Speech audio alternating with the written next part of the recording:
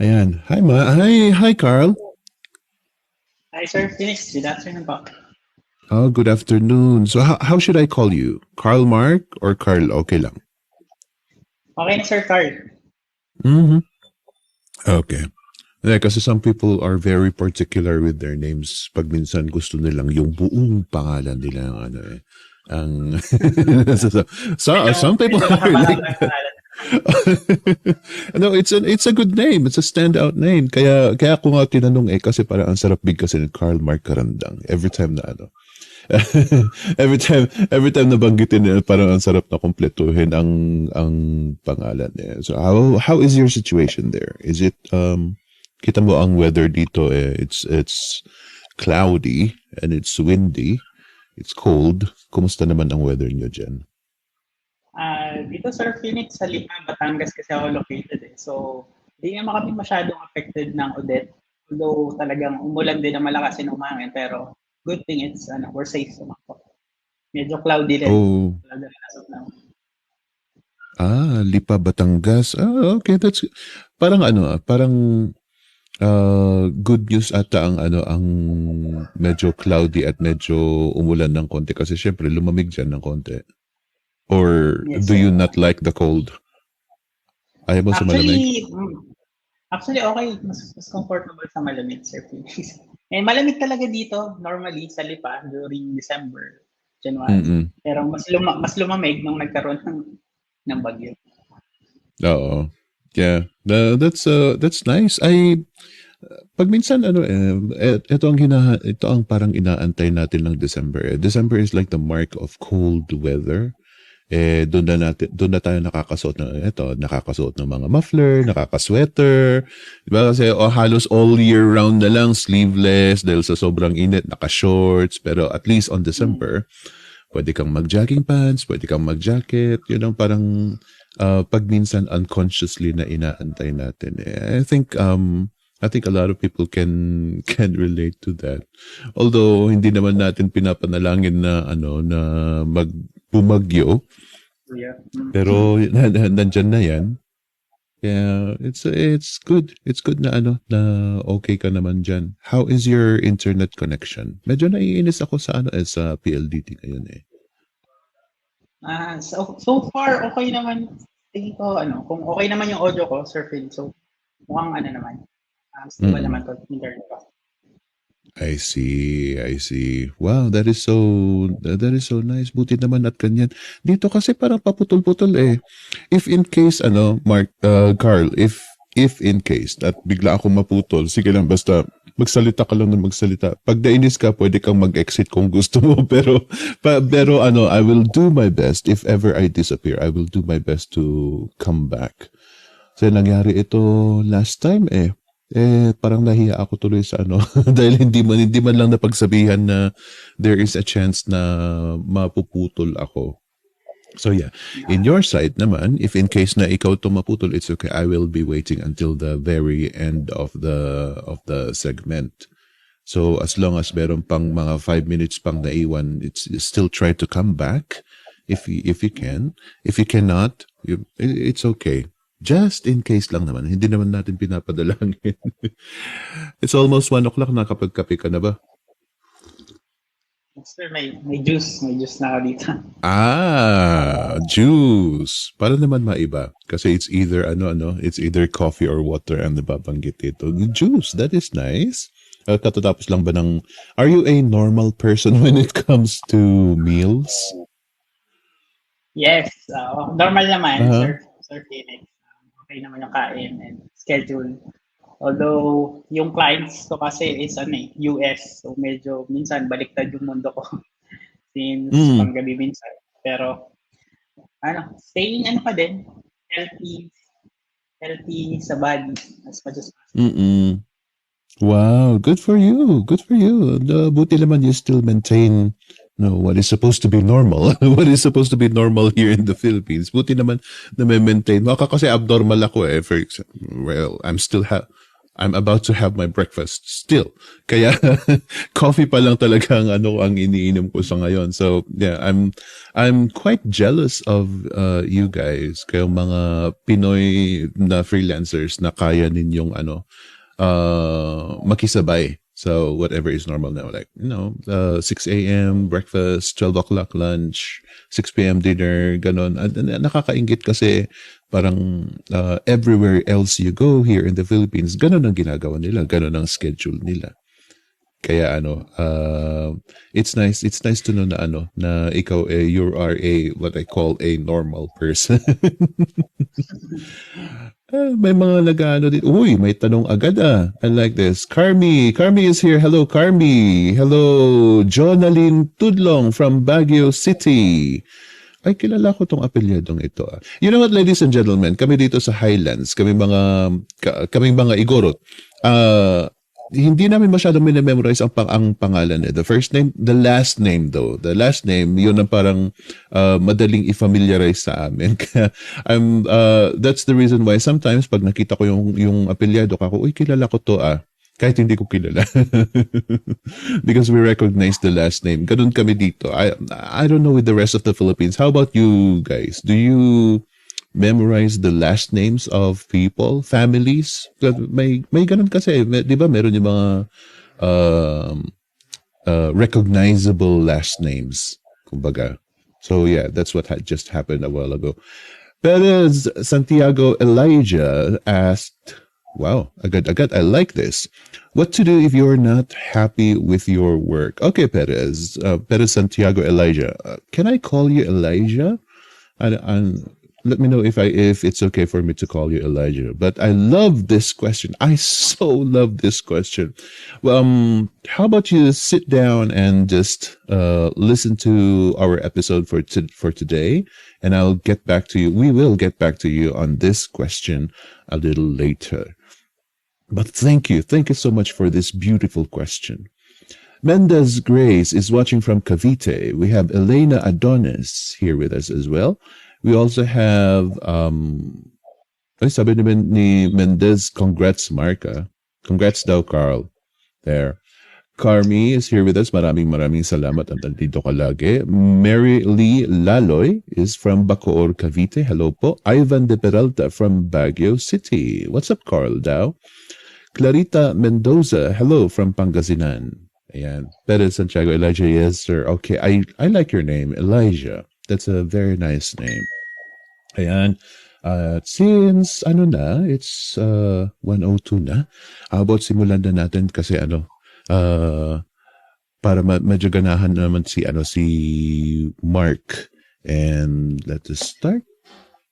Hello, everybody, and good evening to another episode of JasSuccess, where we get to bring people to talk about his life, his work, his career, and his success story in freelancing. And this afternoon, we got Mr. Karl Karandang here with us to talk about him being a financial advisor. Corporate salary, taas niya na for ang taas ng corporate salary through his freelance bookkeeping services. I love this. I am so interested in this, especially that there are a lot of audiences. We have a lot of audiences here, members of the Flip company, who are bookkeepers, current and excess. Kaya sa inyo, ladies and gentlemen, meron din sa inyo ito mga interested na maging bookkeeper din I've read a lot about you, ladies and gentlemen, and I like that. Buti naman at marami sa inyo itong interested sa niche na ito. So here is Karl, who is an expert in his own field, to talk about his journey. So ayan, ladies and gentlemen, all I ask, ladies and gentlemen, is to please share this segment on your wall. Comment shared on the comment down below, because Karl is giving away a gift, a PDF copy of Keyword Tool Export and Discovery Call Script for Bookkeeper. Just share this interview on your wall and comment shared to receive this free gift, ladies and gentlemen. Eto, ladies and gentlemen, pag minsan, this is quite a mouthful, you know, keyword tool export and discovery call script for bookkeeper. It's quite a mouthful, ladies and gentlemen, but you know, if you are interested in becoming a bookkeeper, this is a tool that you most likely need, personally made by Karl himself, ladies and gentlemen. Kaya with his success, sometimes, ladies and gentlemen, pag sinusunod natin ito mga successful freelancers at we try to emulate what they do, yung mga tools na ginagamit nila, gagamitin din natin. It makes our journey a little bit more easier because they already have a pattern that they created out of their successful journey. And sa atin, parang sumusunod na lang tayo. That it makes our journey easier rather than starting from scratch, starting from zero, discovering things on our own, learning from our errors. Medyo it's nice, it's a good journey, but it also consumes a lot of time. That is the disadvantage of it. Whereas if you're going to follow Karl here, and if you're just going to share this on your wall, on your Facebook wall, and then comment shared, so comment section, you will receive this free gift, and automatically you will get filtered out information. And that is what we need, filtered out information. So I hope, ladies and gentlemen, that you get to do this, ladies and gentlemen. And also, kalad ka rin yun na rin yung mga friends ninyo, to those who are still looking for jobs and you think they are potential bookkeepers, or meron yung mga curious pa rin kung what is freelancing anyway. And meron pa yung mga yung mga doubters, yung mga naysayers. You know what? Ladies and gentlemen, sometimes it is nice to share this to these people who are misinformed. Akala natin naysayers sila, na kumukontra lang sila sa buhay natin, but really some of them are just misinformed. They just need the right information. This is one of the ways that we can actually educate them, by sharing this. So ladies and gentlemen, please lang share this on your wall. Okay, let's go to enough of me. At maraming na mga naga-idol kay Karl. Sabi, idol Karl Mark F. Karandang. See? Thank you so much, Karen. Okay, Karl, what's your story? And thank you, Sir Philip, for this opportunity, especially speaking to other freelancers and aspiring freelancers. And siguro to give you a backstory of me. So I've been working sa corporate world for almost 10 years, I think. So graduate ako ng 2011 and then started working sa corporate ng 2012. And then it's a beautiful experience, no? It's a beautiful experience working in the corporate, learning from the lowest position until consequently na-promote and ibang bagay. And I think pwede ko masabi sarili ko is a loyal employee that time, kasi for the past 9-10 years I had only two companies na pinanggalingan. That's Zara and Accenture. So 2 years sa Zara. Zara is a clothing company, and si Accenture naman po is a BPO company. Yes. They are not the best. I think one of the best. They are not the best. And then, siguro as part of this, first part ng sharing ko is more on life before freelancing. So siguro, like most of you guys na nagtatrabaho ngayon sa corporate, lalo na especially before the pandemic, na talagang face-to-face, no? So we have to go to work every single day, which is yun yung naranasan ko before. And may mga cases din na I'm from Lipa, tulad yung nasabi ko kanina, province of Batangas. And nag-work ako sa Makati or sa Mandaluyong that time. So it's either nagbo-boarding house ako doon, then umuwi ako weekly, which is very, very challenging for me. Lalo na kung pamilyado ka ng tao.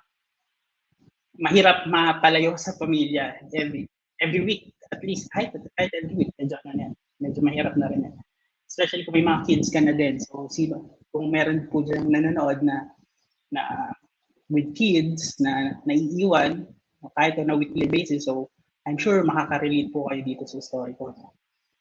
For the first, siguro pag-usapan na lang natin yung career ko in the Accenture. I've been with Accenture for almost 8 years. And my first 5 years is very, very fruitful and enjoyable. Siguro, God's blessing, no? God's blessing kasi sabi ko nga, it's maganda yung naging environment, working environment ko kay Accenture. Very trained, very systematic lahat ng processes. And dahil doon, na-enjoy ko yung work ko. And if you are happy on what you're doing, eventually, lumalabas yung sa output. Effortless yan. Effortless yung pagiging magaling mo kapag masaya ka sa ginagawa mo. So, yun yung nangyari sa akin for the first 5 years. And recognition after recognition, locally and globally recognitions, and promotions as well, of course, no? Pero although, yung ang natutunan ko naman during that time is we have to we have to be humble despite of too much recognition na na-receive natin. Huwag nating palubuhin yung ulo natin because of that recognitions kasi mapapahamak tayo eventually. So on that day, on that portion of my career, doon ko na-realize na kailangan ko pa rin maging humble despite of all these accomplishments and recognitions. And siguro yan, I will agree with Sir Phoenix na yung question kanina ni Elijah, if tama yung pagkakatanda ko, Sir Elijah, nagtanong siya na what will you do if you're not happy with your work? So ito na yung sasagot dyan, sir, based sa experience. So the first 5 years, very fruitful, di ba? Nabanggit mo. And then, since nasa BPO world kami, and madaming changes lagi nangyari. One of those changes is automations sa mga processes. And in terms of automations, napapabilis, yes, no? Napapabilis yung mga processes. And because of that, we need to allocate other people to the other team kasi napabilis na yung process, kailangan na magbawas ng tao for that particular team or processes. So, kung sa BPO term, it's parang sunset, kumbaga. So, during that time, yung manager ko nag-decide na isa ako sa mga unang bigyan ng opportunity outside ng current team ko, which is the billing team. So more on finance side ako during the time. And napunta ako sa isang team, which is very, very, very challenging for me yung napuntahan ko team. So dito na sasagutin ko, Sir Elijah, yung question mo na yan. So the last 2 to 3 years of my Accenture career is the most challenging and not enjoyable part. Parang darkest corporate life. Yan, yun yung magiging term ko, darkest corporate life. Yes. Doon ko naranasan is yung too much workload, o too much overtime, and hindi na ako masaya sa ginagawa. So, to answer your question during the time is, Sir Elijah, alam ko na yon for the first week.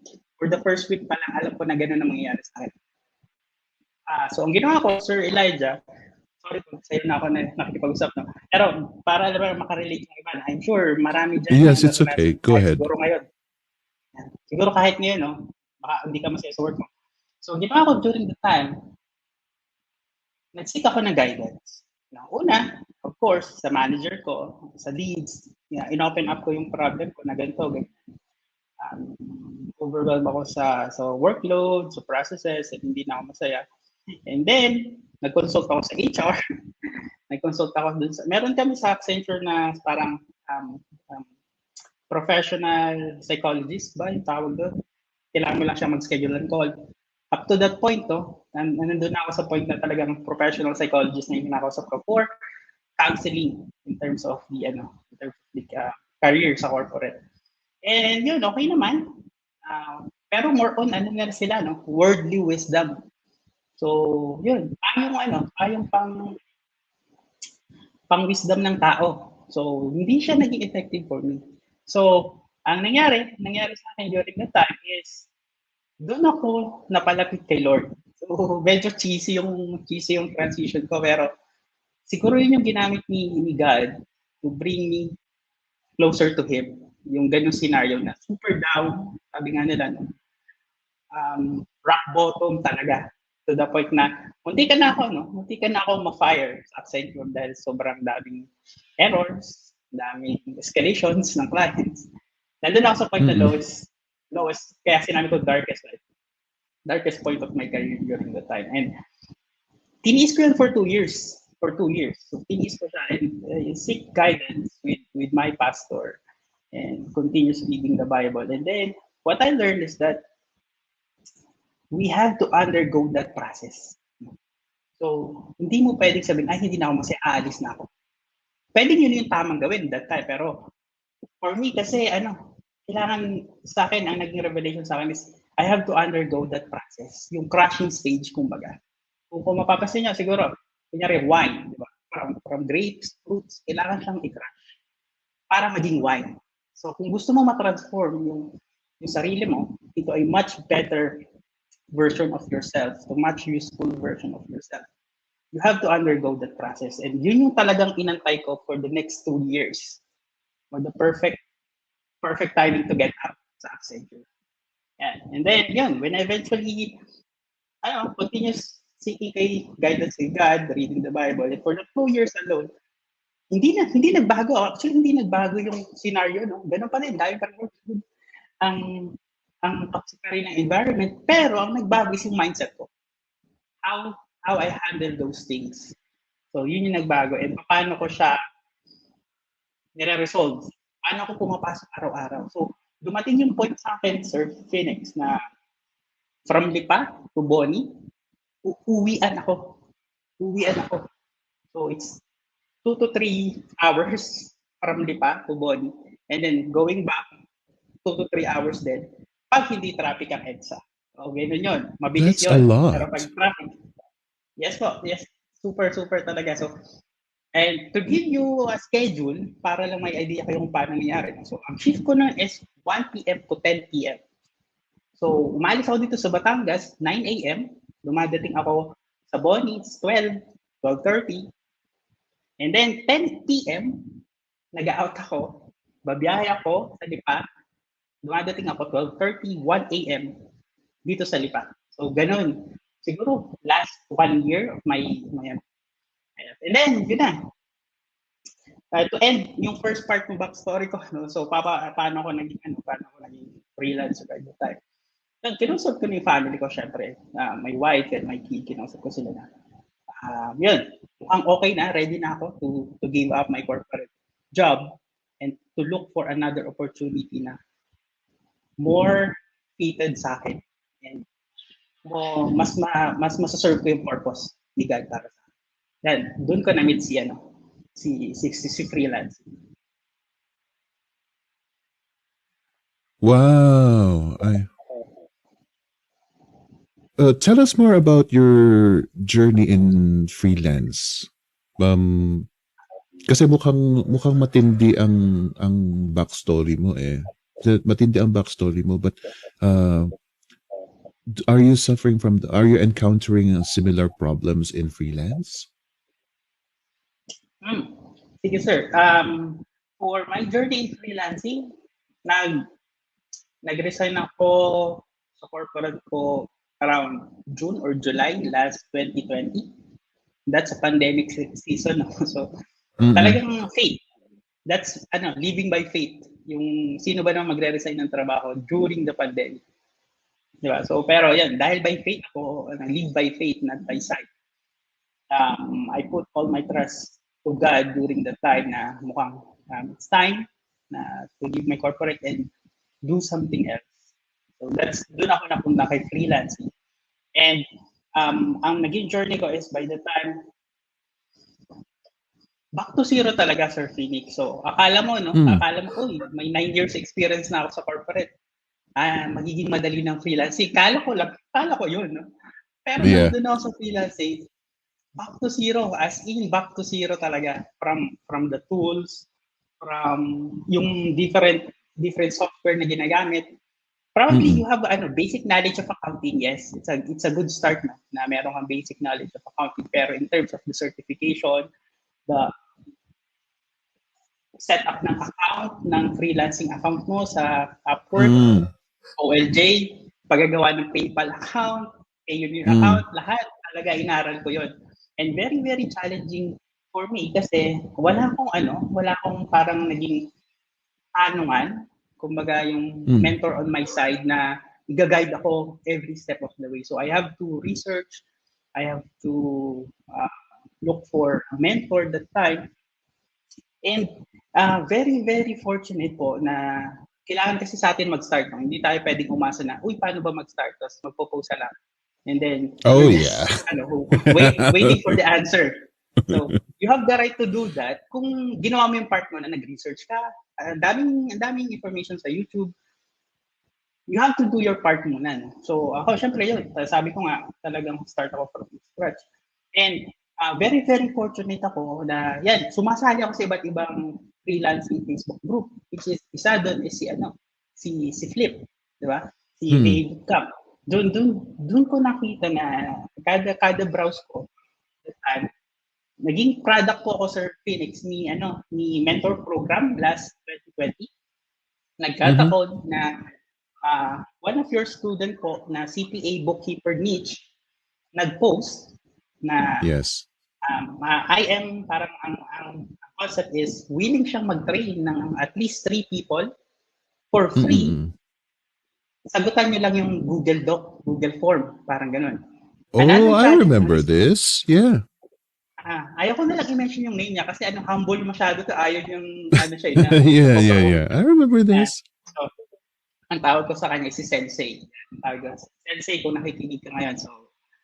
So, this is a way of giving back na din to the community.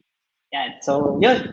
And very, very fortunate na isa ako sa napili niya out of 100 applicants. So, actually, dalawa po kami. Isang babae, isang lalaki. At ako isa sa napili. And then, siya yung parang naging naging way ni Flip na matulungan yung isang katulad kong very, very newbie sa freelancing world.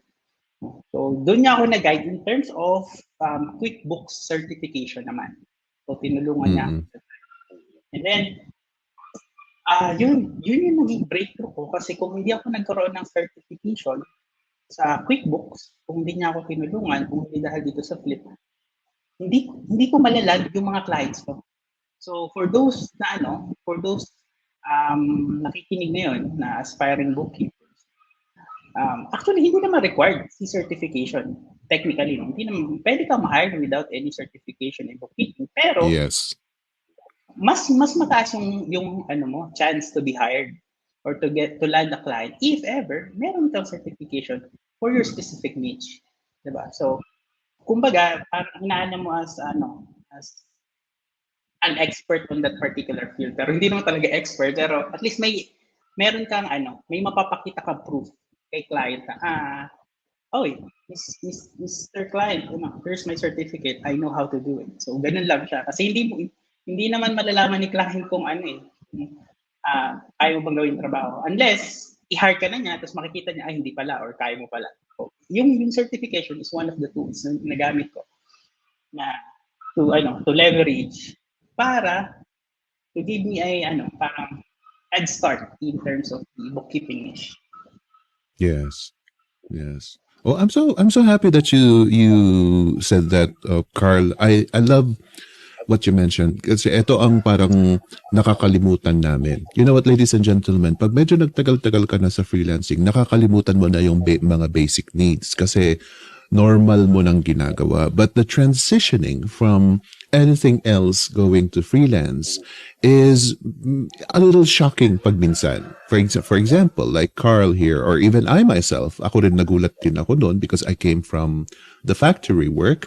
Hindi ko alam na kailangan ko hindi naman sa kailangan ngayon, pero dati kailangan mo ng PayPal, mag-set up ka ng PayPal mo, mag-set up ka ng Pioneer mo, which is already a headache. That alone is a headache, ladies and gentlemen, kasi hindi ka lang basta nag-open ng PayPal website and then that's it. Hindi. If you're going to register, you're going to identify yourself, you're going to connect it to the bank. Yun ang isang headache, yung connecting it to the bank. Terrible experience. And those alone are basics sa atin ngayon. But to people who are still entering freelancing, Maraming mga disturbo sa buhay na dapat mong asikasuhin just because of that. For example, opening up a profile in Upwork. Dati medyo madali lang kasi all you need to do is to register, but now you are getting filtered, you are getting screened out. Maraming questionnaires na dapat mong sagutin. You have to also identify yourself. You have to prove to Upwork, sa platform pa lang yan, you have to prove to Upwork that you are a freelancer worth entering their website. Mga ganon.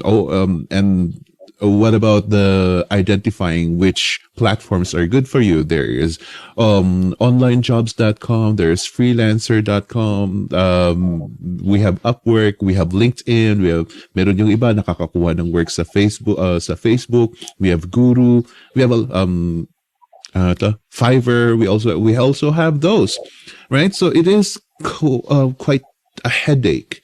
If you pag magi-start ka pa lang, tapos yun nga, sabi ni Karl, wala siyang mentor at that time. Pag magi-start ka pa lang, tapos wala kang mentor. And a lot of us are a little lazy answering how to start po. A lot of us, marami sa amin, kaming mga nagtagal na sa freelance, pero medyo tinatamad na kaming sinasagot yung tanong na how to start po. And kasi paulit-ulit namin sinasabi na lang, it's kind of mundane already. So please forgive us for that. But do understand, pag kayo itong medyo magtagal naman na sa freelancing, you will feel the same. But we know it's nice to be reminded where we started from. Like Karl here, he started, imagine, 9 years of experience in corporate, tapos parang nagulat na lang siya na, ba't maraming hindi ako alam? Ba't ang daming hindi ko alam? Sure, he has an accounting background, which is supposed to give him enough para ma-hire siya, right?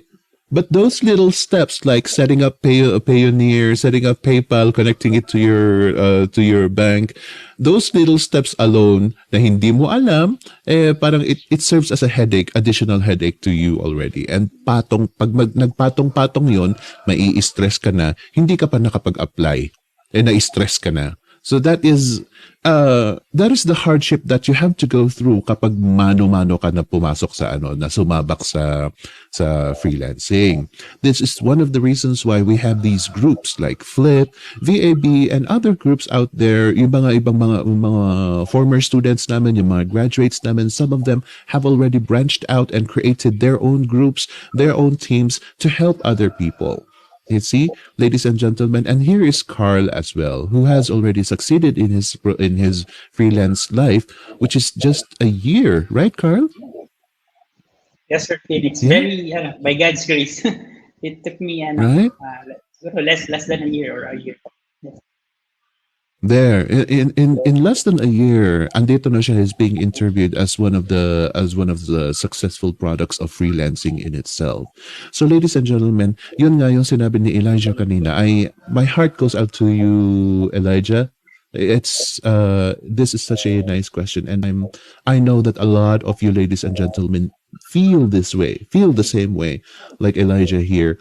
And I am glad, Karl, na-address mo ito kasi faith is a powerful thing, ladies and gentlemen. I'm not just talking about God, if you are facing hard times, there is nothing left for you to hold on than faith in itself. Anything that you can hold on para magkaroon ka ng hope. If it's not God, then at least your family. Look at your family, the people who are depending on you. Kung yung parang panagutan mo yun, na sabihin mo sa loob mo na, if I will give up, what's going to happen to them? Right? It's not just you. Right? It's not just what's going to happen to me. What's going to happen to the people who are depending on me? That is something that you can hold on to. If not that, then there are other things that you can hold on to. Importante, meron kang inspirasyon. Inspirasyon ang kailangan mo if you are suffering enough. You see, ladies and gentlemen, marami sa atin itong mga dumadaan sa talagang taghirap, lalo na if you are transitioning to freelancing. And sometimes it is a little easier to look at our suffering and the bad times. And I say, okay lang, it's good because eventually if I will interview you here, like Karl here, nabanggit naman niya, he has suffered through his dark times. And pag minsan parang nakakainis pa na na dire-recall natin yung mga dark times natin, but it is part of your story. So go ahead and recognize your hardships, ladies and gentlemen. Elijah, wherever you are right now, in whatever position you are right now, I am hoping that you will recognize your hardships. As you said, you're spiraling through poverty. Yun naman ang nasabi mo, which I think, oh my goodness, my heart goes out for you. Right? Recognize that because ngayon na nasa rock bottom ka, there is nowhere else to go but up. As long as gawin mo yung katulad ni Karl dito, he made changes. Hindi lang siya basta steady na umaasa na lang na change will happen to him. No. Since naghihirap ka rin lang naman, dagdagan mo na yung paghihirap mo na you are assured that you are going somewhere else. Right? You are assured that you are going somewhere else. Anything that you can do to improve your life, do it. Since naghihirap ka rin naman. Look at the shocker that Karl said here, yung eto. Sabi ni Mary Lee, "Oh my God! Lipa to Bonnie!" I can't imagine po kung ano ang kahirap ng biyahe ninyo. See? That is part of the hardship that he has to go through in order to feed his family, feed himself, right? These are things that we need to do to ourselves, and we need to recognize these hardships para meron tayong babalikan na sasabihin natin sa sarili natin na ayoko nang balikan yan. Ayoko nang balikan yan. So I hope, ladies and gentlemen, that you get inspired with this. But there's a question here. Sandali. Second, there's another question asked by Janeline Zane Flores Raza says, "Sir, can we do freelance work even if we are living in another country?" Yes. Provided that you have an accessible bank so that people will be able to pay you, then yeah, you can do freelance work because, ladies and gentlemen, freelancing is all over the world. It's not just here in the Philippines, right? It's all over the world. So yes, you can do freelance work. All right. And sandali, nasan yung isang tanong?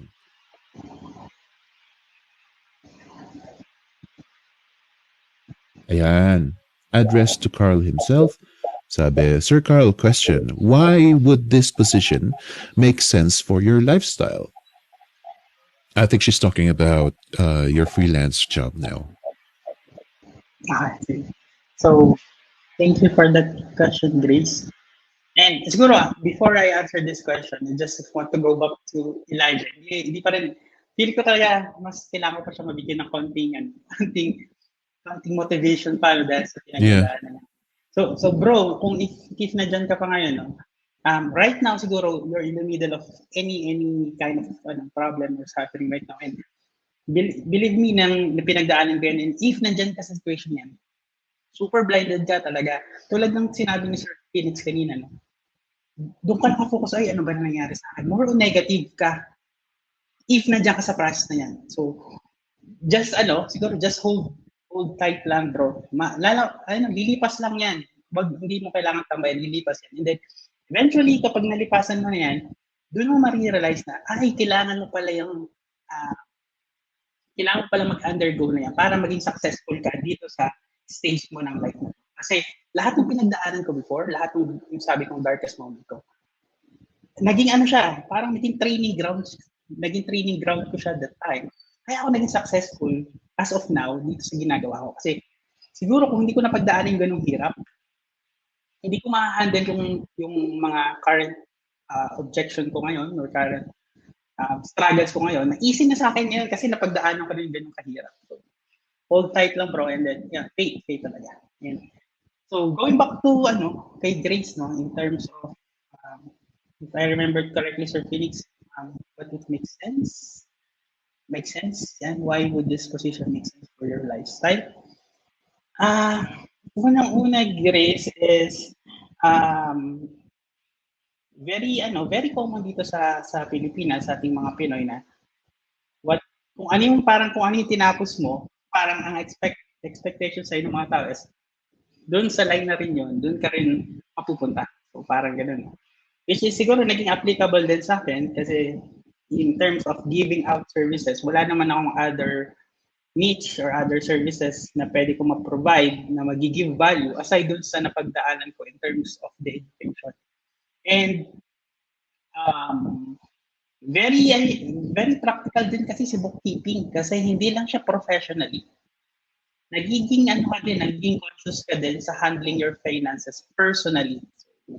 Kung nagagawa mong i-handle yung finances ng isang company, malamang-lamang dapat na-handle mo rin yung finances mo on your own family or for your own self. Oh, yeah. Parang ganun, nagiging applicable siya. Doon nagme-make sense na practical talaga siya. So, doon. So, medyo nagiging dual purpose siya sa reminder for me kasi if ako, minamanage ko yung budget ng client ko, so at the same time, I'm making sure na ako, for my own family, for myself, binabudget ko din yung finances ko. So, it works on that piece po. Wow. Thank you very much for that answer, Karl. I like that you also reminded me of that. Parang ako kasi nakakalimutan ko na eh. Yes, ladies and gentlemen, in every skill that you have learned that you can apply in freelancing, every skill is something that you can also apply in your life. In fact, it goes both ways, ladies and gentlemen. Remember, sometimes I remind you that every skill that you have in life, that is something na pwede mong pagperahan sa freelance movement. Right? If you are a freelancer, every skill that you have developed ever since you were in elementary is something that you can actually make money out of. And at the same time, anything that you have learned during your freelancing career, anything that you adopted in that is something that you can also apply in life, just like Karl here. Pag minsan kasi yung if you are a bookkeeper in a corporate setup, parang na-allergic ka na sa bookkeeping pag natapos na yung work mo. Right? Pag natapos na yung work mo, parang, ano ba yan? Buong araw na yan na nga ang hinaharap ko. Yan pa ang ipapaharap mo sa akin. That is how it feels sometimes. Kasi saturated. The thing about freelancing, ladies and gentlemen, is you have control of your time. Right? You have control of your schedule. Nasa sa inyo kung gusto mong mag-work ng 4 hours a day, 8 hours a day. You don't have to oversaturate your brain with bookkeeping. So that pag kailangan mo ng mag-bookkeeping para sa pamilya mo or for any other person, hindi kayong parang umay na umay, hindi kayong parang sawang-sawang-sawa na sa bookkeeping. And this is something, ladies and gentlemen, all of you, this is something that I wish to promote here in freelancing. Freelancing provides you time to enjoy whatever you are doing, wherever you are. Right? Yan ang biggest difference, because when you go to a corporate setup or like a factory setup, you are forced to do things because yun nga ang trabaho. That is your job, right? You are forced. Whereas in freelancing, nasa sa inyo if you would want to take that particular job or not. Pag nakita mo parang, ayoko magtrabaho ng straight na 4 hours. Pag sasabihin mong ganun, then say no. Go and find something else. Sa katutak ang mga job offers na meron dyan. See, that is the freedom part of freelancing. You are able to choose how you live your life. Kaya nga, how does it fit in your lifestyle? In fact, pag magbabalance out ka, Grace, pag magbabalance out ka, it's either you can change your lifestyle to fit into freelancing, you can do that, or you can adjust in freelancing to fit in your lifestyle. You have the freedom to do that, and that is one of the big things that alleviates us from the pains of being mandated. Pagdating sa pag nasa outside tayo, kung katulad ito sabi niya, thank you po for this live session. Napaka-inspiring po, especially for me, na plan na din po pumasok sa ganitong work. You see, Marivic, you will discover eventually that here in freelancing, hindi ikaw itong papasok sa office na tatanungin na, ano pong gusto niyong gawin ko? Ano pong kailangan niyo sa akin? Anong oras po ba ako papasok? Hindi ganun eh. In freelancing, papasok ka doon, iisipin mo agad na, eto ang gusto ko. Ang gusto ko, magtrabaho ako ng 8 o'clock a.m. to 5 p.m. Yun lang ang gusto ko, non-negotiable. You can do that. And go to any platforms and look for jobs that will say, you can work for me at 8 to at Philippine time 8 to 5 p.m. Meron yung mga ganun na mga jobs. Or you can stipulate in it, I can only work from 8 a.m. to 5 p.m. Philippine time. If that doesn't work for you, then I'm sorry, it's not a match. Pwede mong sabihin na ganun. That is the freedom that we can endorse here in freelancing. So I hope, ladies and gentlemen, kahit pa paano, mabigyan kayo ng kahit konting pag-asa pag gusto nyong pumasok dito sa freelance. It is still tough, mind you. Freelancing is still tough, pero at least marami pa rin mga advantages na makukuha mo dito sa freelance movement. Here's a question from Marilee again. Marilee, hi. Sir Karl, paano po ba ang income sa bookkeeping? Wow, very interested si Marilee talaga sa bookkeeping. Okay. Is it per finished project or per hour in a day? Thank you in advance. Okay, sige. So, to answer your question, Mary Lee, so it's case-to-case basis talaga. Very, very flexible. So, tulad nga ng dinidiscuss ng Sir Felix kanina, you can negotiate it on the client, depende kung gusto mo bang mabayaran on a daily basis, on an hourly basis, or per project basis. So, depende yan sa communication nyo. So, ako, nagkaroon ako ng client na per hour, nagkaroon rin ako ng client na per project, and then nagkaroon na rin client na fixed rate for the month. Regardless kung hindi ako magtrabaho ng ganitong oras, paid pa din ako. So yun, it's up to you on how you negotiate it to the client. And very, very important yung mindset, no? So, siguro as early as now, i-consider mo na to as your business. Freelancing is a business. Hindi na siya yung tulad nung nasa corporate tayo na it's a job. Consider it a business, and in terms of the business, you have to invest in your business para you can negotiate to the client. Kailangan may mapapakita kang value. You have something in value na pwede mong ma-contribute kay client para if ever mag-negotiate ka, justifiable naman yung negotiation mo. Yan, kunyari, ayaw kong mag per hour, gusto ko fixed rate.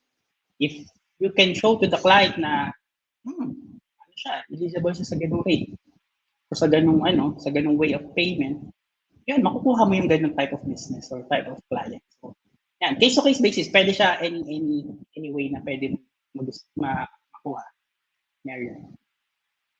Hindi siya fixed.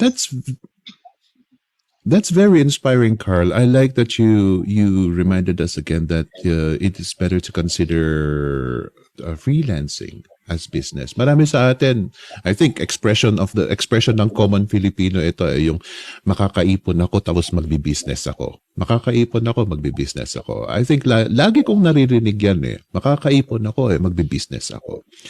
Then freelancing could be the right path for you, ladies and gentlemen.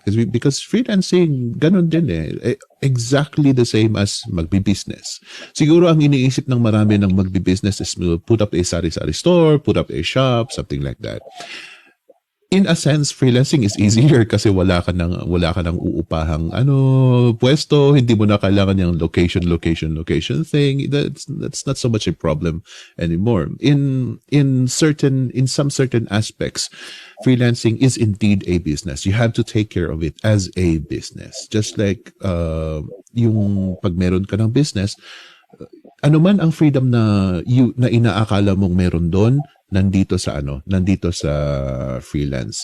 I like that eto may nag-emphasize ulit sa biyahe. Opo, yung biyahe tapos ngayon gusto na work on-site na po next year. Kaya po ako gusto ko ito matuto pa po ako how to start my journey as an aspiring VA na gusto maging free sa biyahe scheme. Wow! I'm glad that you said it's a scheme because it seems like it. Yung parang nanloloko ata itong mga to. Ito, pinapabiyahe talaga ako. Thank you for this comment, Zaydeen Dwin Factoriza. Hello po. And meron pang nangumusta dito, sabi ni Nika, hi Sir Karl, aspiring bookkeeper here. Maraming mga gustong if you are a bookkeeper somewhere else, you really want to continue that here in freelancing, which is good. Lynn Rose, sabi niya, me too, I'm very interested in bookkeeping but a bit apprehensive. Lynn Rose, why are you apprehensive? Could you elaborate more on this? What is your biggest concern on bookkeeping in freelance? Oo nga, yun ang matanong ko sa iyo, Karl. Comparing bookkeeping outside freelancing and bookkeeping in freelancing, is there something that you need to be concerned of pag magta-transition ka sa freelancing? Siguro, isa sa mga pwede nating consider, Sir Philip, is the security. Siguro, yung gusto kong emphasize later on. Pero, minsan kasi medyo nagda-doubt tayo. Kasi, parang kinalakahan natin si security sa job. Diba? So, kailangan mong graduate, kailangan mong trabaho para secure yung future mo kasi meron kang consistent income sa trabaho. And then, one of the reasons ng iba na nagda-doubt to shift from a day job to a freelancing is, hindi kasi consistent or baka mawalan ako ng client. So, that's the security. That's the security na sinasabi mo.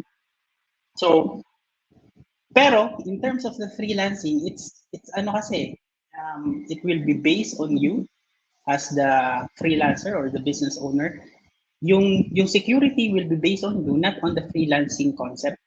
So, if ever na you are putting value, you're putting value to the client, yung security is on the ability that you provide or the services that you give. So, if nabibigay mo naman yung kailangan ng client or may nasusolve kang problem, that's the security in that case.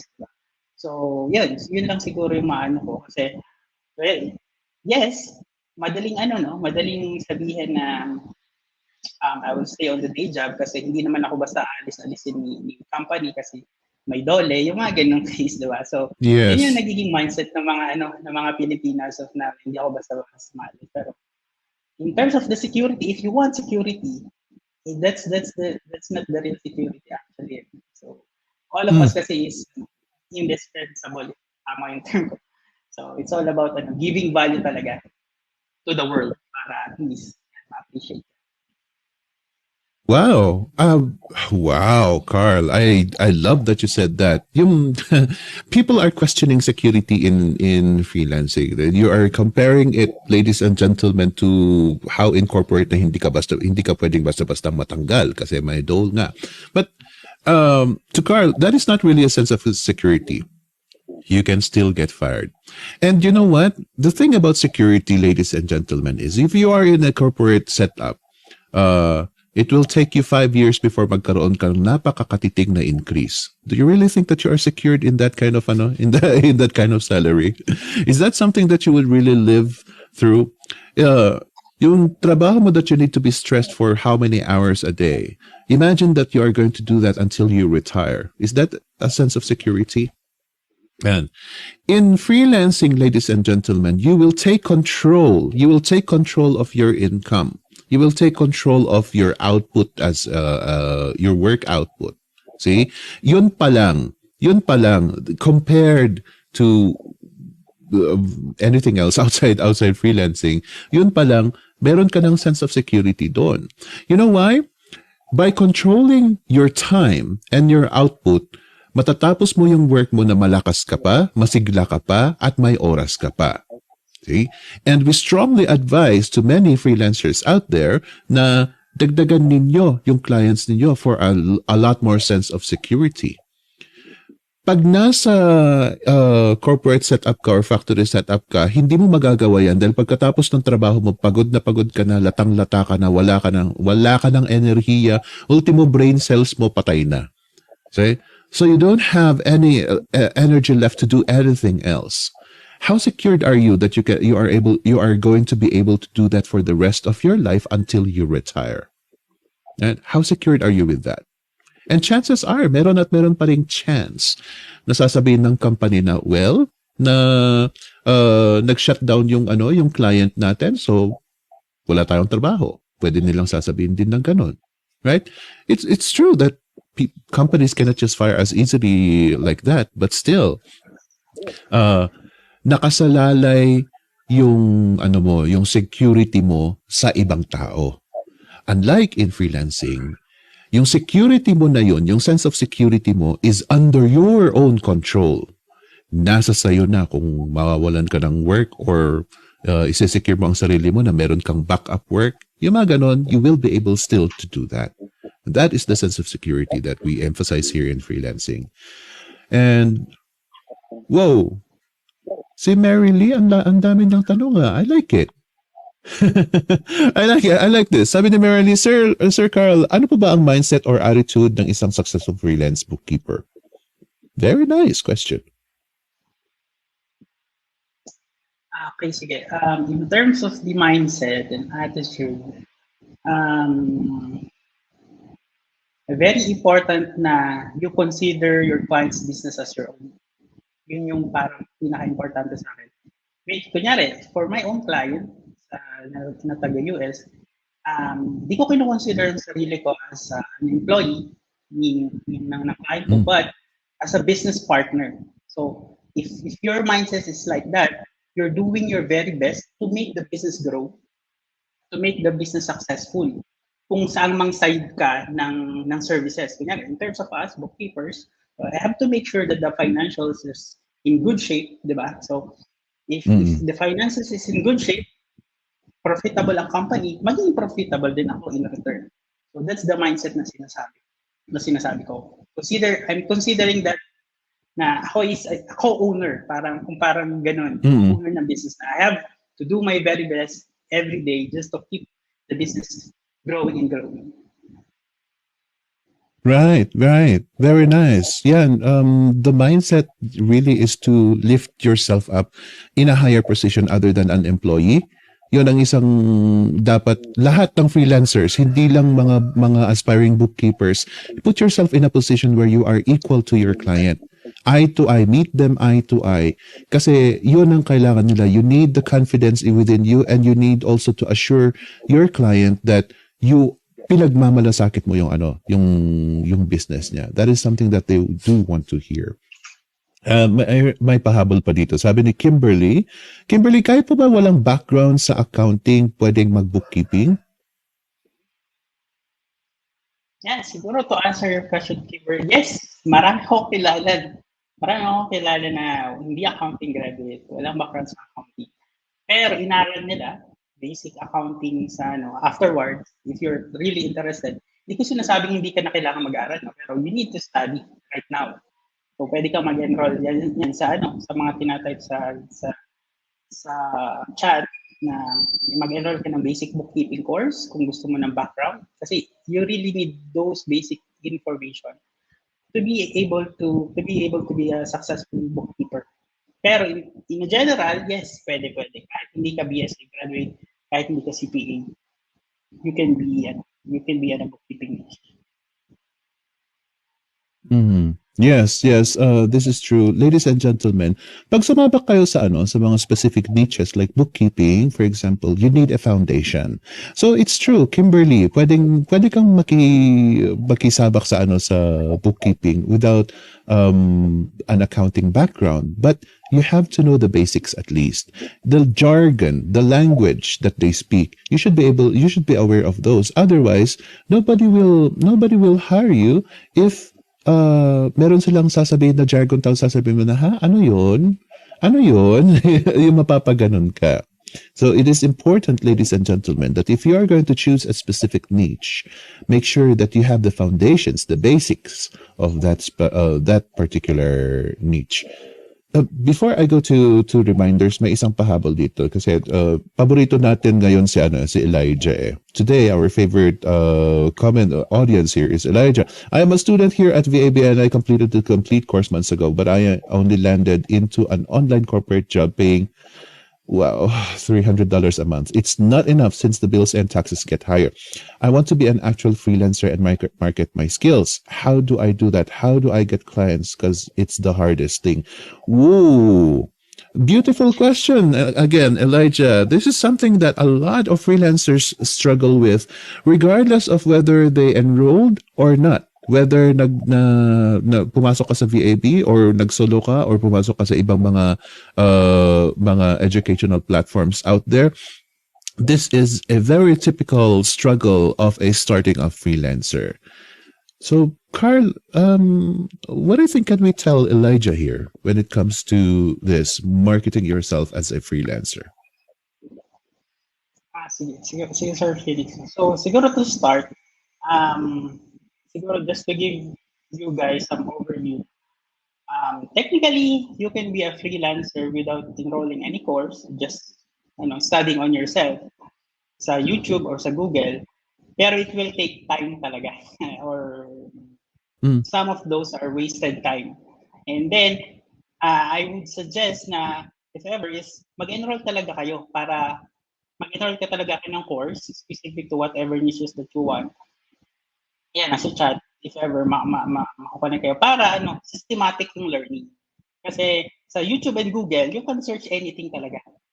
Pero hindi siya systematic. Basag-basag, kumbaga, kalat-kalat yung information. Hindi mo alam kung, okay, ano na yung progress ko. Pero if naka-enroll ka sa course, guided ka, yung progress mo, and then specifically stated doon yung every step of the way. Kaya you want to save time to reach your goal, yun yung magiging suggestion ko. And then for Elijah, dito na papasok bro yung mindset na sinasabi ko kanina, no. So if you're really aiming to be a successful freelancer, you have to value your time. You have to value your time. You have to value your services.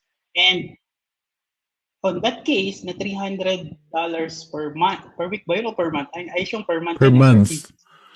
So super baba talaga yan per month yan. So that's the mindset na sinasabi ko kanina. If you're aiming for to be a successful freelancer, hindi mo dapat tatanggapin yung $300 per month. So, I'm not sure if si client is naglo-lowball offer lang or talagang small client lang talaga na hindi afford to pay. Pero in the first place, hindi mo dapat siya tatanggapin kung tingin mo hindi worth it yung value, di ba?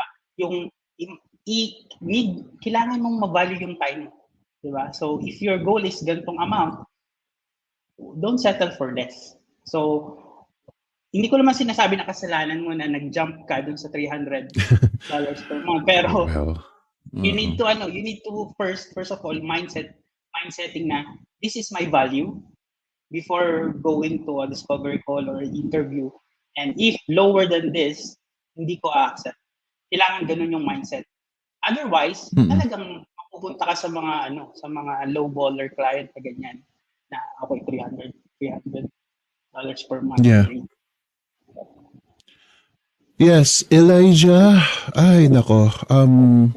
I also came from that. Galing din ako dyan sa mga low ballers na yan. We do get desperate. We have some moments na mga ganon. And desperation is something that the sharks can smell. They can smell that.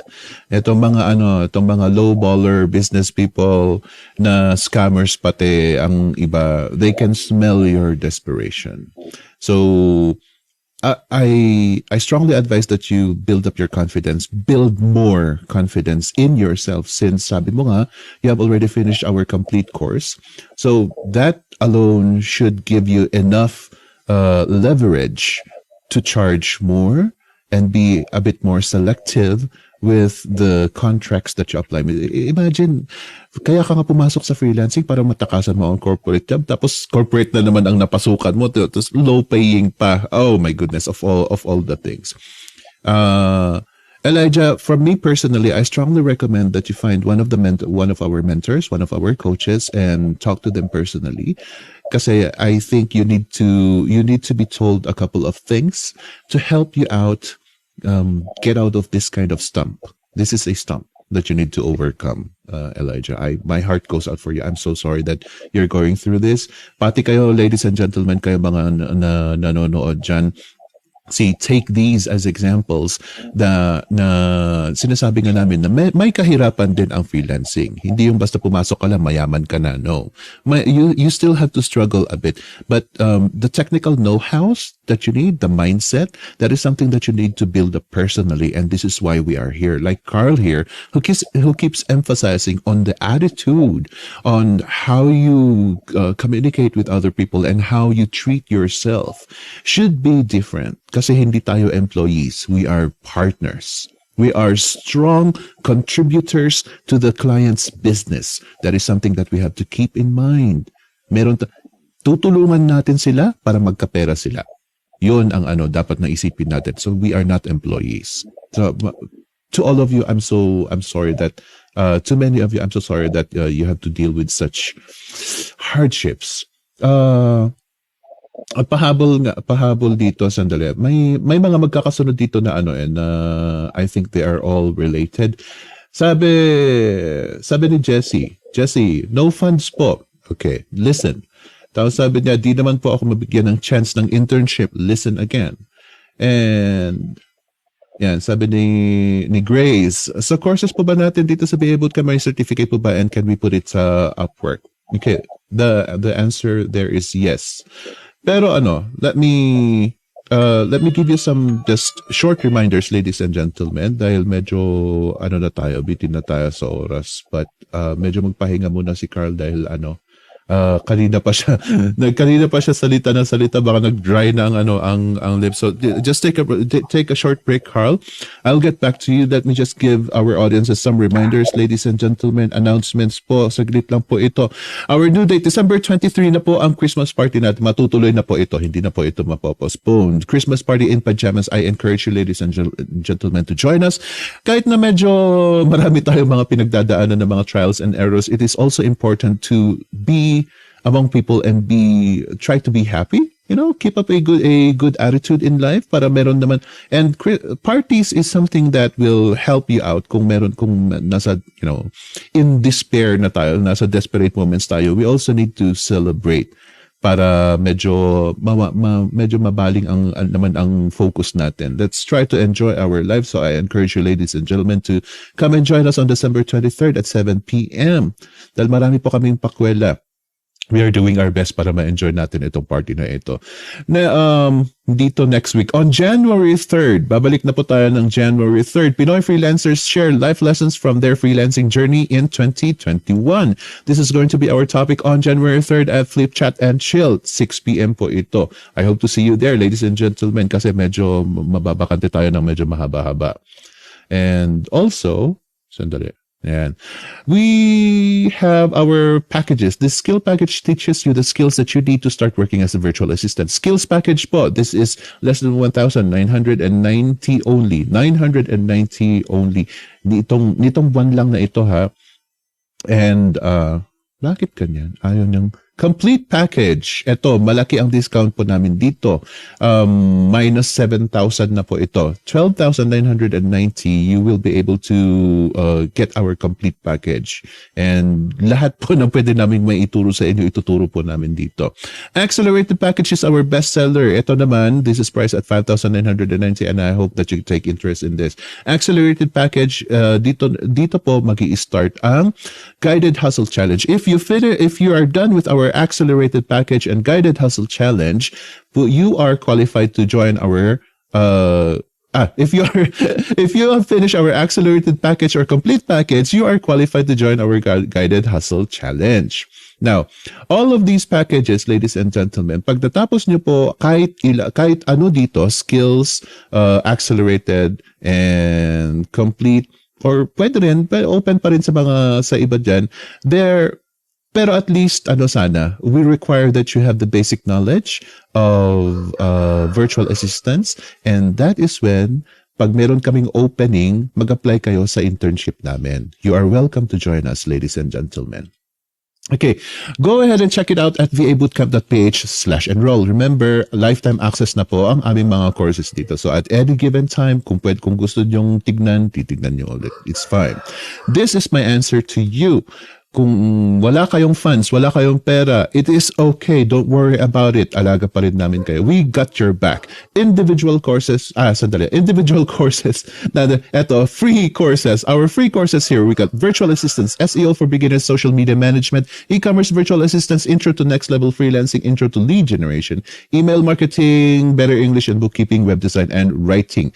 Kayo mga walang funds, dito kayo pupunta. vabootcamp.ph/free courses. Also, to those of you who may not be interested in taking our packages, ito pa mga individual courses namin. Better English for Online Success and Getting Started with Blogging are both priced at $1,490 and all the rest are priced at $2,990. Again, ladies and gentlemen, dito tayo sa free courses kung wala tayong funds. Okay? Thank you very much for watching. Ayan. Let me go to Karl. Karl, kasi lagpas na tayo ng 2:00. Feeling ko marami ka pang gagawin this afternoon. Sa pinagdaanan mo, and as you can see, marami tayong mga comments dito who are very interested in bookkeeping and becoming a freelancer in its entirety. Before the year ends, what do you think they should keep in mind for the rest of their freelancing career? What's the biggest advice that you can give? Siguro in terms of the advices is, first, don't stop learning, guys. So if you really want to succeed in freelancing, don't stop learning. So regardless kung manager ka na before sa corporate and then mag-transition ka into freelancing, wag ka makampante kung anong meron ka right now. You need to learn more. Wag mong hintay na first hand mo siya ma-experience na bubulagayin ka na lang na ang dami mo palang hindi alam. So, start learning as early as now. So research yan, enroll to the courses, may free courses tayo kung walang funds. So grab those opportunities na binibigay sa atin ng community natin dito sa Zara. And then of course, aside from the stop learning is yung mindset na lagi kong ina-emphasize din. So if you have a goal to earn this amount of money or to land this schedule or to land this kind of client, itatak mo na yan sa ulo mo. And then during the training or during your training and research, laging yun ang nasa isip mo para pagdating ng applications during the interview ni client, nakatatak siya sa isip mo and don't settle for less sa standard mo just to land a client lang, parang ganun. So very very important mindset.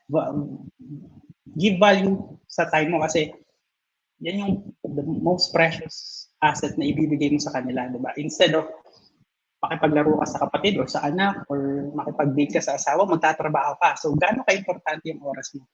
It's a $300 per month ba? It's a $500 per month ba? In freelancing, you set the standard. So ikaw magde-decide mo. Kailangan talaga firm ka sa decision mo in terms of negotiation. And syempre, hindi basta negotiation, you have to back up that with skills, knowledge, and confidence at the same time. Hindi pwedeng negotiate ka tapos wala ka naman palang value na bibigay. Hindi naman pwede yun. So you have to have something to give, diba? So if you have something to give, tingin mo valuable yung kay client, if magne-negotiate ka, hindi na siya mahihirapang i-accept yung negotiation. And last siguro is always pray and seek guidance kay God. So tulad niyan, marami tayong pinagdadaanan na right now, hindi mo kayang maintindihan, no? Hindi mo maintindihan ano bang mangyayari, ginagawa ko naman lahat ng kaya ko. Apply naman ako ng apply, bakit wala pa rin nangyari? Faith, talaga. Live by faith, not by sight. So yun yung talaga kasi ako, live by faith lang din ako that time. Na hindi ko akalain, hindi ko na-imagine actually yung current current earnings ko ngayon, na kaya ko pala siyang earn na ganito in the comfort of my home. No? So, on top of the money, actually guys, another benefit is your time with your family. Diba? Tulad ng kwento ko kanina, bumabiyahe ako on a daily basis, lipat the body. So by that time na pauwi pa lang ako, tulog na ang mag-ina ko, tulog na ang anak ko, Yeah. tulog na yung asawa ko. Dadating ako dito 1:00, 12:00, tulog na sila. Tapos, sa freelancing, kaya ko pang basahan ng Bible stories or bedtime stories yung anak ko bago siya matulog. Kaya ko pang makipaglaro before siya matulog. And then at the morning, kaya ko pa silang pag-prepare ng breakfast at the comfort of our home. Tapos nag-earn pa ako ng more than enough dun sa corporate job. So that alone is worth trying na. Give all your best during the preparation kasi if nakapag-prepare ka ng maayos, para mag-harvest ka na lang in the future. So, yeah. Perfect. That is so good. That is so good. I love that you shared that. And I am hoping, ladies and gentlemen, that you get inspired with Karl here. Marami po kami mga ini-invite na magsalita dito sa JasSuccess. But I think a lot in our audiences are inspired with your story, Karl. And there will be more kasi to those of you, ladies and gentlemen, kayo yung mga kaibigan pa na hindi pa nakapanood, this is replayable. So go ahead, keep on tagging them, keep on calling them kasi I am hoping that this will help a lot of you. Karl, lagpas na tayo sa oras. So how about if there's anything you'd like to advertise or meron kang ipapa-shout out, now is the time. Okay, sir. Thank you for the opportunity, Sir Felix. So, una na, shout out pa lang yung mga bombati sa akin sa chat. Sorry, hindi ko na kayo isa-isa. Pero some of those is friends ko din. And then some of those is from Zara company ko dati. Yeah. And then for advertisement, guys. So yan, one of our agreement ng mentor ko sa VAB before, yung sinabi ko nag-mentor sa akin to get my certificate to give back to the community. And hindi man ako kasing galing niya, actually, hindi talaga ako kasing galing niya. Ang layo-layo na agwat ng skills namin in terms of bookkeeping. No? Pero what I can offer is that I'm very willing to set siguro a 30 minutes call for those for those newbie lang to. Yung talagang as in, no idea for freelancing, paano ba ako mag-start, ano ba yung mga kailangan kong gawin. It's general overview na naging journey ko. I'm very, very happy to share with you on small group session, one-on-one or one to dalawa kayo o isa yan. Mga ganon. 30 minutes. Message nyo ako dito sa freelancing page ko na nilagay ni Ms. Carmi. Yan. I'm very, very willing to share yung deep dive dun sa mga naging discussion ngayon. Yan. So, siguro kaya ko na mag-accommodate at least once a week on the next year. Yun. So, yun yung plan ko, to give back to the community. Para at least, mabigyan ko rin ng opportunity yung mga katulad ko dati na talagang no idea sa freelancing, paano ako mag-start, saan ako magsisimula. Yan. And then, if you need a more technical learning, pwede ko kayong i-direct dun sa mga mentors ni Bob for the courses, for the specific niches. Very, very. And one of my business is more on securing yung mga freelancers for you, di ba? For freelancing kasi for freelancers we don't have any government benefits like dun sa mga corporate.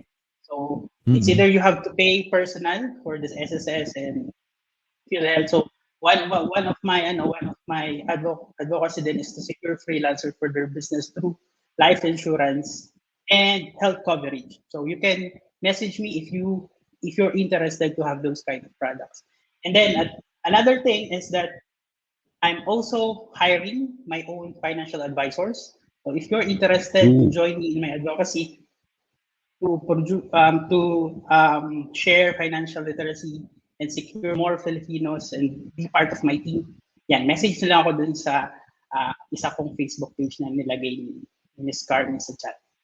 Thank you very much. Ayan. Wow, I'm so grateful that you're here, Karl. Ikaw ang last na na guest namin dito sa JasSuccess with this year, and I love that we are going to end this in this note. I hope, ladies and gentlemen, that you get inspired. Ayan, marami ng provisions si Karl. Aside from his own time, which is expensive, he will dedicate his time to a few of you lucky newbies, mga newbies lang. Talk to him, ask questions. Marami siyang pwede maika-guide. He will be able to help you out. And to those of you who need HMO, kasi HMO ang isang medyo yun pang isa sa mga we have to take care of it ourselves, and Karl is helping us as well with that. And yun, may mga who wants to join his team as a financial advisor, go ahead and check him out dun sa mga pages niya. Those are separate accounts, ladies and gentlemen, basta tignan nyo lang. But if in case you are lost with that, go ahead and message him personally. I think he will be able to answer your queries with these concerns. And I do apologize, ladies and gentlemen, so to the rest of you with more questions. Medyo nasa bandang huli kasi, but we will try to answer your questions after this. Lagpas na po kasi tayo sa oras at kailangan ni Karl din ang time para sa sarili niya with his clients and everything else. But finally, Karl, any last words? Meron ka bang is there a question that I should have asked? Siguro last word, Sir Phoenix, is stick to your whys, guys. So if you really want to be successful, stick to your why. So establish your why. Bakit ka ba naging interesado? Bakit ka ba nandito sa call na to? Bakit ka ba nag-comment kanina? Bakit ang dami mong comment dyan? So ang dami mong question. So, diba, pwede mong why mo is to provide more for the family. You have a financial freedom.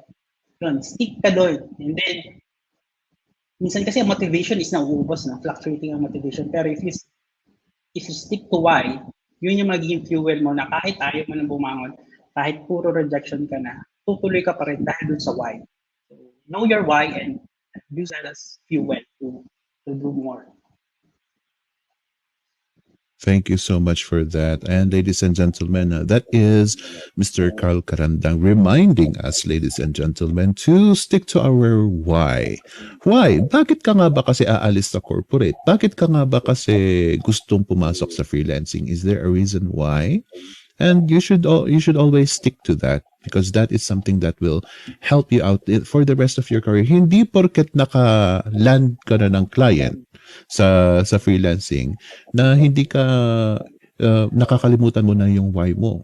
Because your why is something that will fuel you to improve more and more and more and more. Sometimes, ladies and gentlemen, desperate talaga tayo na susunggaban na natin ang kahit na low baller, basta importante meron na tayong may papakain sa pamilya natin, right? That is what happens to a lot of us. Kaya natin sinusunggaban yung mga yan. And that is fine. That is fine. It's a mistake, but it is still okay kasi desperate nga tayo. The thing about that is, if you made a mistake in your career as a freelancer, do not just sit there. Think of your why, like Karl said. Think of your why and make that an inspiration for you to improve more and get out of whatever mistake you have made. Right? Kung sakaling pinatulan ninyo ang mga low ballers, it is okay. At least meron pa rin kayong $5. Meron pa rin yan. That's still money. But you have to aspire for more. You have to aspire for more. You have to aspire for better income. You have to aspire for smaller work time. You have to aspire for more time for yourself and your family. You have to aspire for that.